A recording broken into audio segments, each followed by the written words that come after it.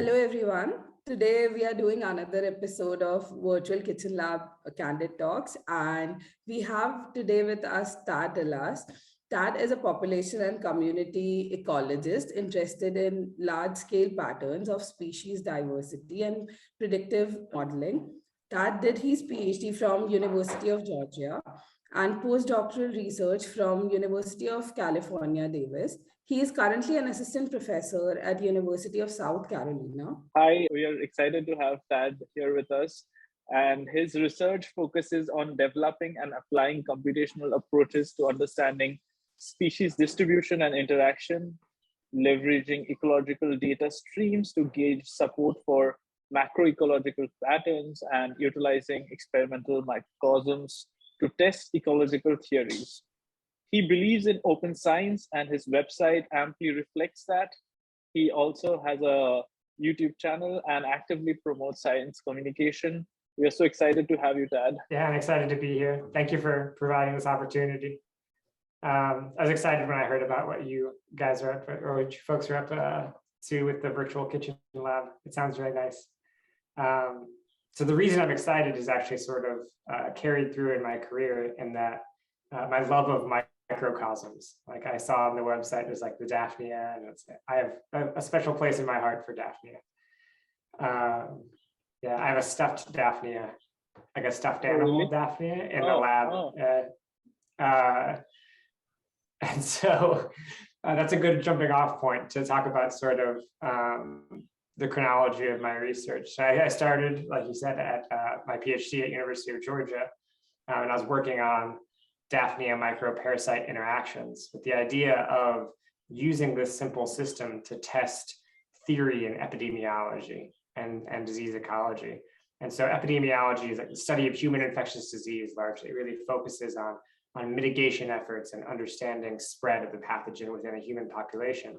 And then disease ecology is this branch that's like, no, like the new, like the species interaction components are important. So like, how does climatic gradients influence disease progression in these sort of epidemics? How do species interactions with other like competitors or with a resource influence disease dynamics? And so I was using that system to test a lot of fun stuff in that realm. That's when I first got interested in sort of open science and the promotion and release of code and data and software.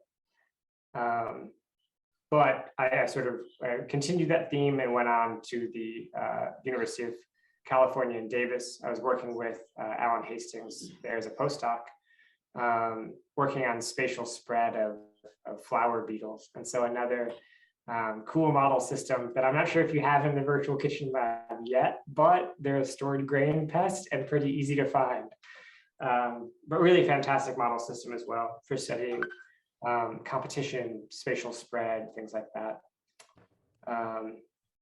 Yeah, and so that was a departure from disease ecology into more population and community ecology.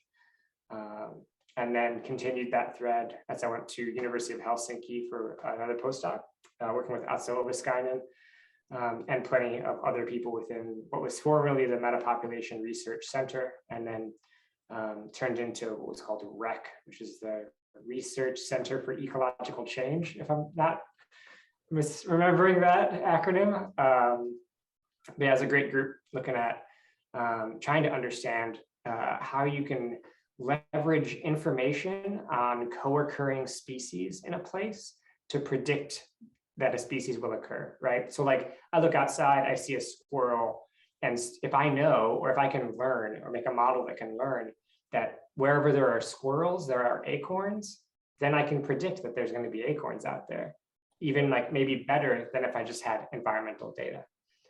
That's the sort of idea behind a lot of the models that are developing there and other places. Yeah, after that, I was lucky enough to get a professorship at Louisiana State University, where I met Suman. I was there for 2 years and transferred over universities to University of South Carolina. Thank you so much, Tad. Yeah, no problem. So, Tad, when did you start falling in love with science? Yeah, that was a tough question to think about. So I feel like with a lot of people that go into the natural sciences, it's going to be like, oh, I remember like walking in the woods, or oh, I remember like there's a beauty in a natural system that like I think everyone is fundamentally drawn to. And so that had that experience when I was actually in school. So what was I, like 10, 12? And we went outside to a pond, picked up some water and looked at it under a microscope. And like you think like, oh, it's pond water, what's in pond water? And then you look at it under a microscope and there's a lot of stuff in pond water. And I was just sort of blown away about how much life there was in a drop of pond water. But that didn't dissuade me from pursuing what was basically going to be like medical school. I was planning like from that age to become a doctor. I was like, the prestige of it, I don't know, it's what you do with science, right? You're interested in science, become a doctor. And so it wasn't later until I realized that that pursuing sort of natural science and research was an option and was the best option for me. So everybody's journey has ups and downs, and we would really like to know what is the best and the worst thing you have discovered about yourself in the journey. I feel like the best thing was, I feel like I discovered an adaptability that I didn't really realize that I had, or at least I evolved in a certain level of adaptability.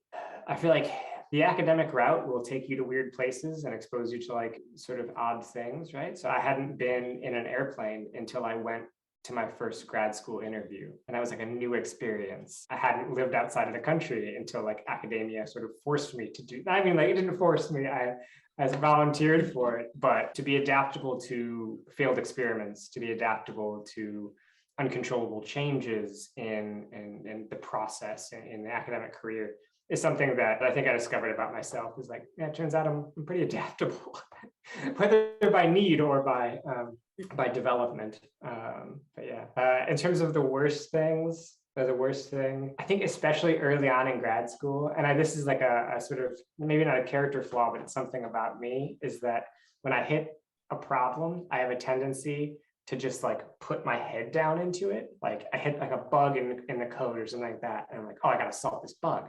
And I'll get really sort of myopic. I'll get like tunnel vision and I'll be like, why isn't this working?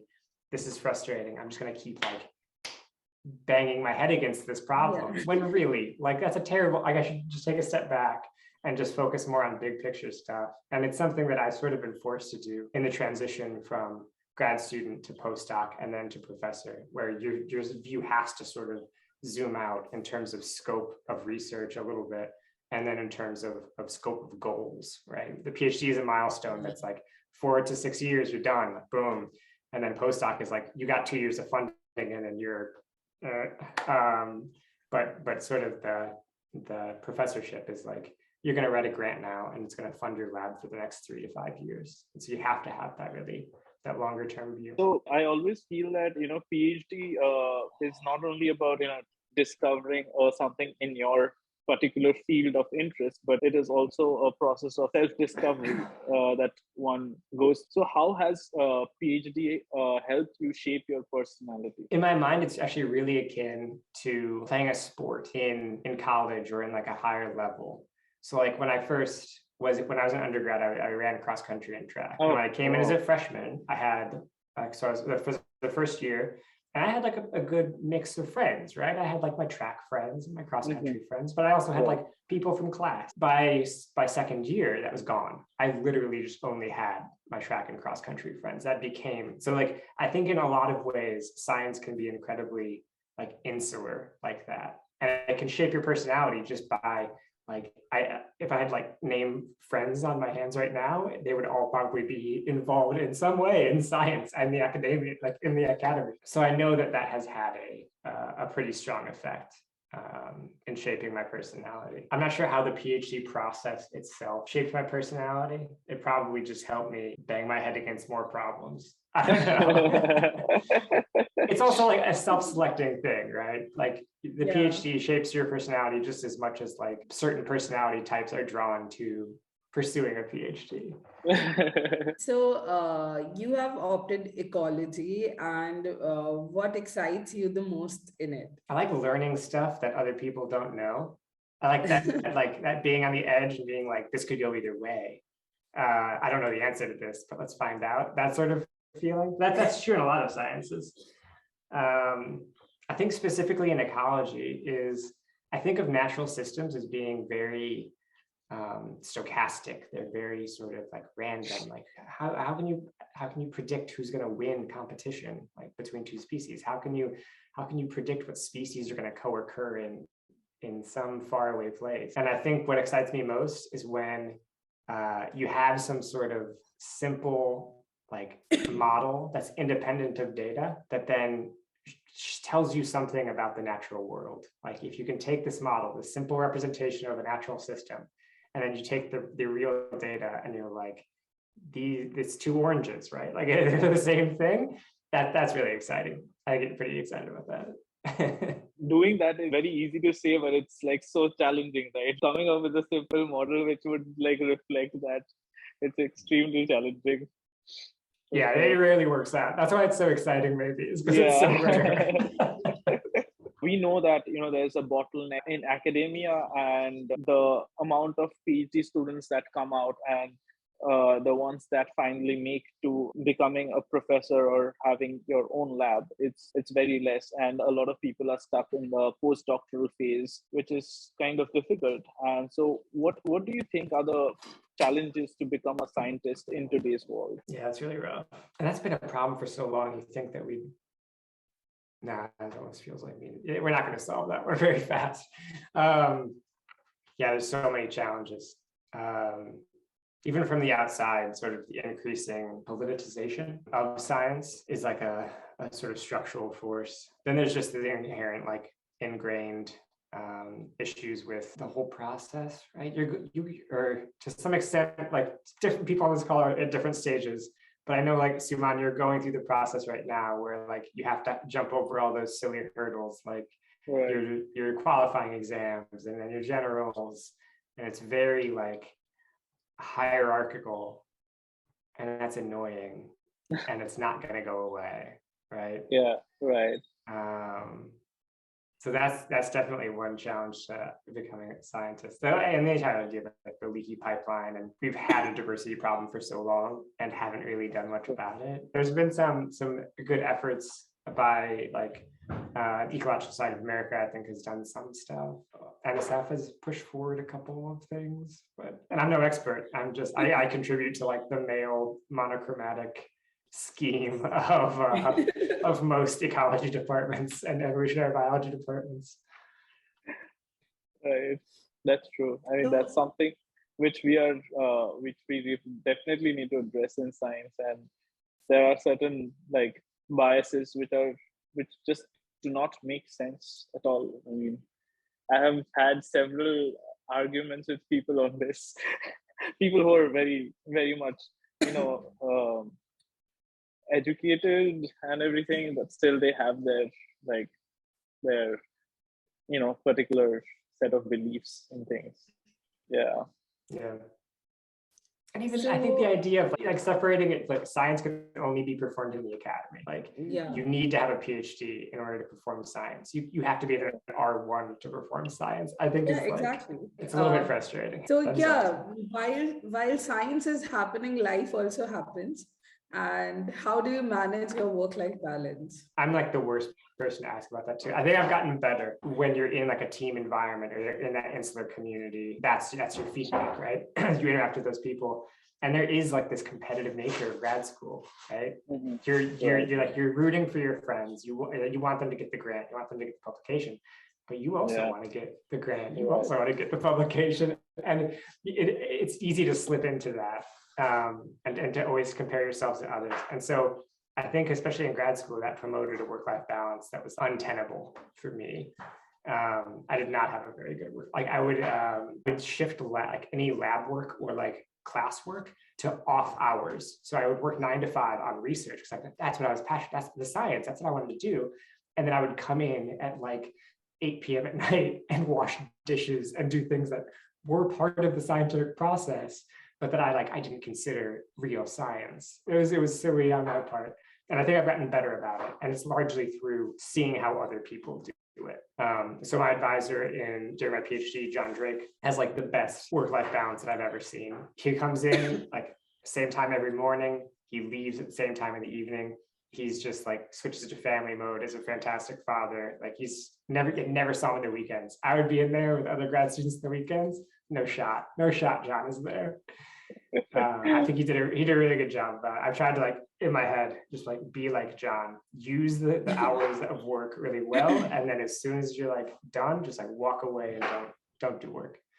So more than any other field of work, I feel that in academia, it's like more where recommendation letters play a very vital role in the application process. So what is your opinion on recommendation letters in the process of application? Yeah, it's a tough question because on one hand, recommendation letters should be a place where you can highlight somebody's strengths and point out to more of their character and less what's in their CV, right? It doesn't matter how many pugs you have if you're a terrible person. And hopefully that would come out in the recommendation letter.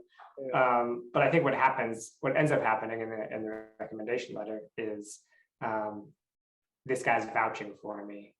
So it becomes this weird thing where it's like, if I was in a good lab and I got good letters, I go through a little bit easier. And that probably is like, I think back and I'm like, I got sort of lucky getting into the labs that I did, right? So I worked at John Drake, fantastic scientist, his opinion, and he's written me letters of recommendation. They probably carry some weight. And then Alan Hastings is he's a National Academy of Science fellow. Like his word also carries a little bit of weight sometimes when I'm optimistic that it's merit-based. But I also fundamentally recognize that it's not really. So talking about recommendations and then how inclusive science should be, what is your opinion on open science? Yeah, I'm a big fan. There's always been like open source development, right? So you look at like the Linux kernel, you look at things that are not proprietary, that share their code. And I think it's really heartening to see open science movement picking up steam in terms of code, data sharing, and software development, because it levels the playing field, right? If everyone has access to the same tools, it putatively levels the playing field and makes science a more equitable enterprise. And then in my worst days, I think like it's just a bunch of tech bros that are flexing on one another. And it's there are bad parts about people that aren't in open science. But overall, I think it's fantastic. Yeah, I teach a course on reproducible research, which touches on a lot of open science principles. I currently maintain 3 R packages. Yeah, and then in my interactions with our OpenSci have been amazing. And so those folks are fantastic. It's a group of developers that are sort of committed to building R packages that access open source data and freely available data, as well as just like do cool stuff. So manipulate data, et cetera, et cetera. But good group. I think what's striking to me is that like on some level, it's all our fault, right? As a collective, like as scientists, we like to say like, oh, this publishing crisis, like, oh, it's all these for-profit journals. And like they're making, like 40% profit margins are not ideal. But it's all us, it's our fault. If we stop submitting to science, if we stop submitting. So I'm like at an R1, I have startup funds. If I went to that model and just tried to publish in open access journals with the author page charges, I would like, they're getting obscene for some open access journals, just as they are for some for-profit journals. So honestly, like, what I think is an ideal path forward is that you submit to society journals. You support your society. Exactly. So like Ecological Society of America has Ecology. That's our big publication. Let's support that journal. Let's pay those page charges. They're not much. They're way less than they would be. And it's still subscription based. It still buys into a system that's like inherently broken, but maybe it's less broken than, I don't know what's going to solve it. So are there any common misconceptions about ecology that you have come across? My friend was telling me about this experience that she had where somebody was asking her like, oh, so what do you do? What are you in school for? And she's like, I'm a PhD student in ecology. And the person's response was, oh, I recycle. And I remember thinking like, awesome. I wouldn't even know how I would respond to that if somebody just like told me they recycle. What are you talking about? So I think a lot of times it does get a little bit conflated with environmental science and more conservation. I think people are like always surprised by how much I don't go outside into like field. Like I don't have a field system. And so they think ecology. They're like, you must see cool places It's like, nope. So I see the computer screen most of the time. So yeah, falling for science is what we have heard from most of the people. Like, how do they discover that this is what they want to become, and this is how they went towards science? But nobody really discusses the fact that we also might fall out of science. There might be points in life where we just feel that no, this is not something I really wanted. So, what would you do if you ever fall out of science? That was always something you like talk about with like in your PhD group or like your cohort. And so your peers, you'd be like, some days you just feel like quitting. And you're just like, what would I do? And all of the ideas were like so romantic, right? Somebody was like, I'd start a bakery. And it's like, okay, that's cool, but okay, I can't bake. I can't do that. Many people that do fall out of science, especially like in sort of with my background, would just go into like data science or data analysis. Which I mean, like, would I be happy there? I've already invested so much time at this point, right? Like the pulling the emergency cord and like getting out of science. I feel like it's not even an option now. Like I'm honestly like that far in where I'm just like, this is what I do. This is who I am. Even though that's a silly like sort of view to have, considering I'm like 35 years old. I could easily transition to another career. But I just love it. I can't imagine anything that I would rather be doing, even when like I'm filling out the most inane forms on some like HR admin website for university. Like universities are terrible. Businesses, they're horrible in terms of the creation of busy work and admin that take you away from the fun science. So if honestly, like if I could get out of doing what I'm doing now, I would just go recycle back in and get a PhD again. Maybe a postdoc. They pay a little better. So if you were given the power to change something, what would be that one thing that you would want to change about academia the most? It's such like a loaded question too. So many things that are just like wrong with the system. Accessibility, equity, inclusion, retention of women and minority like candidates, and then especially just in where I'm at, right? Maybe misremembering this. I don't think I've ever had a Black professor or educator in my entire life, but that's probably like that. I mean, I can't change that. If that's one thing I could change, I can't change that. And if that's like really broad brush too, it's a bunch of different things.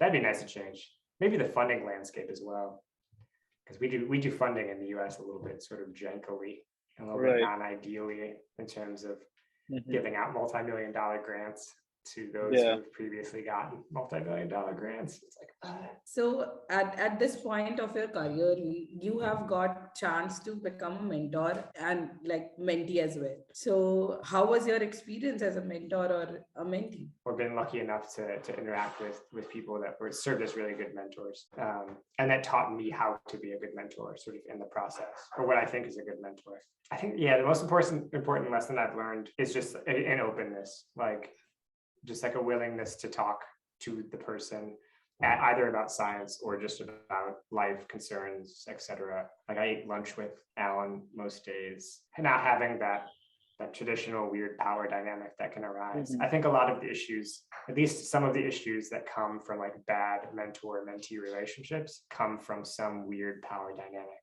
That's true. What would be the book you would recommend your viewers to read, and why? Like I have books that I like.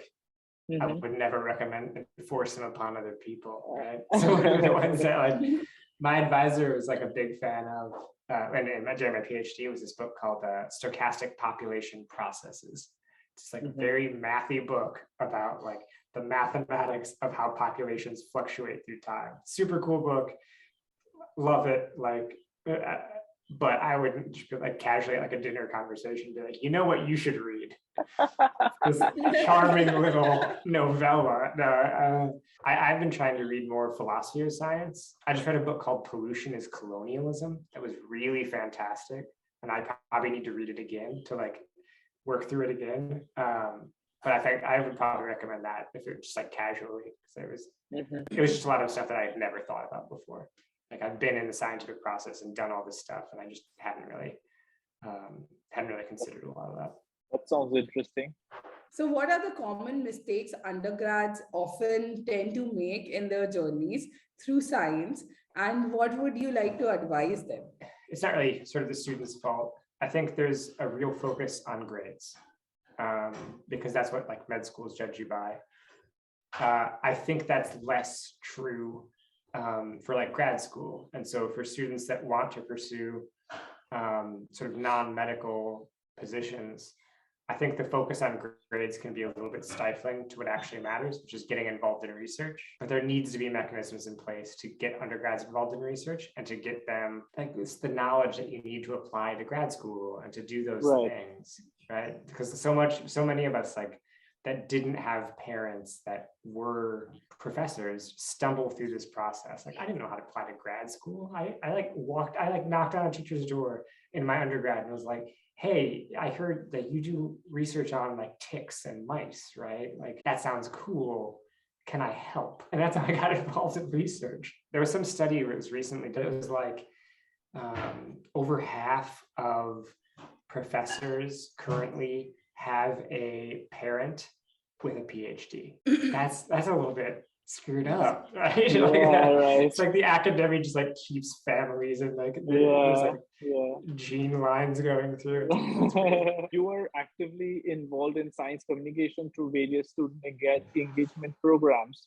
What do you think is the key ingredient for creating a good science communication content? Yeah, the scientific communication, if you can call it that I've like been involved in, is largely, I think, spurred on by a desire to do the science that I do openly and transparently. So like when the pandemic started and we did a lot of sort of hybrid teaching or entirely remote teaching, I'm recording lectures anyways, right? Why would I keep those to myself? Like toss them on you, let people see me stumble through some stuff and like see my terrible teaching. And we have the lab YouTube that just started. So hopefully we'll be tossing up some like science talks there. I think I've already put my ESA talk is up there. Ecological Society of America, that conference. And I think this is like one of the best forms of science communication where, the scientists themselves talk about their work to the public, and it becomes very focused and they get a current update on that. Yeah, it gives a very wholesome picture of how they have done that science. So coming to the last question, we would really like to ask you, what do you think about Kitchen Lab? Yeah, I actually love the idea because it makes science accessible to folks that wouldn't normally maybe consider themselves scientists. It takes science out of the academy, which I think is fantastic. And it works in microcosm systems, which I like absolutely love. And so on the website, I saw that Daphne over there, and I was like, yeah, I love Daphne. They're awesome. You can test a lot of like those fundamental scientific questions using microcosm systems, and it shows that you don't need to have a confocal microscope or like a fancy lab or anything fancy for that matter.